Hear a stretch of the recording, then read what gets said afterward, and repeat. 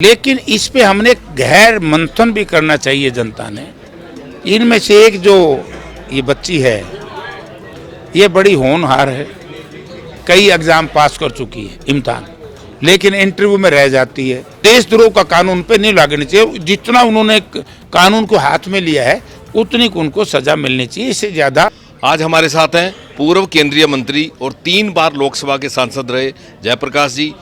उन्हीं से बात करते हैं। सबसे पहले जो ज्वलंत मुद्दा है संसद के ऊपर, जिस तरह से चूक हुई है, उसको आप किस निगाह से देखते हैं? देखिए, संसद के ऊपर जो चूक हुई है वो वैसे तो ये अनहोनी हुई है, होना नहीं चाहिए था, क्योंकि देश की सबसे पवित्र संस्था है, देश वहीं से चलता है।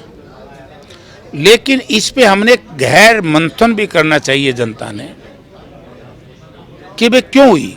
उसका कारण ये है कि जो मोदी जी ने या मनोहर लाल जी ने जो वायदे किए थे बच्चों से, केंद्र सरकार ने कहा था हम 2 करोड़ बेरोजगारों को रोजगार देंगे, रोजगार नहीं मिला। और हरियाणा प्रदेश की जनता ये कहती थी बिना पर्ची बिना खर्ची हम रोजगार देंगे। इनमें से एक जो ये बच्ची है, ये बड़ी होनहार है, कई एग्जाम पास कर चुकी है इम्तिहान, लेकिन इंटरव्यू में रह जाती है। तो मेरे हिसाब से मेरी कोई बात नहीं, उसके परिवार से बात नहीं हुई। इसी तरीके से दूसरे बच्चे, गुस्सा था उनमें, 2 ही बात तो उन्होंने कही कि संविधान और संवैधानिक संस्थाओं को ना बदलो, जय भीम, क्योंकि भीमराव अम्बेडकर साहब ने ये संविधान बनाया था।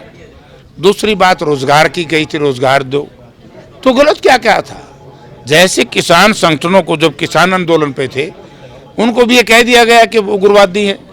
अब इन बच्चों को भी कह दिया गया कहीं न कहीं से। आज 6-7 दिन हो गए अब तक कोई ऐसा इशू नहीं आया कि इनकी देश की सीमाओं से बाहर किसी संस्था से कोई इनका संबंध हो। तो ये तो गलत है कि चूक वो वहाँ पर इस तरह की दुर्घटना नहीं होनी चाहिए। लेकिन अगर उन बच्चों ने की है तो देशद्रोह का कानून पे नहीं लागना चाहिए। जितना उन्होंने कानून को हाथ में लिया है उतनी उनको सजा मिलनी चाहिए, इससे ज़्यादा नहीं होनी चाहिए। नंबर 2, जिम्मेवारी किसकी है? बीजेपी के लोग मुंह उठा के कह देते हैं, और मुझे तरस है, और बहुत ऊंचे पद पे है जेपी नड्डा साहब। जेपी नड्डा साहब 5 दिन पहले बयान दे रहे थे कि राहुल जी जवाब दो, जब कांग्रेस के एक सांसद के घर में प्रतिष्ठानों में पैसे मिल गए, तो उन्हें तो अपना बयान दे दिया खुद ने, जिसके पैसे थे, और जवाब भी वही दे। आज मैं नड्डा साहब से पूछना चाहता हूँ, ये सिक्योरिटी लैक जो हुआ है, तो नड्डा साहब जवाब दो, इसमें जिम्मेवारी किसकी है?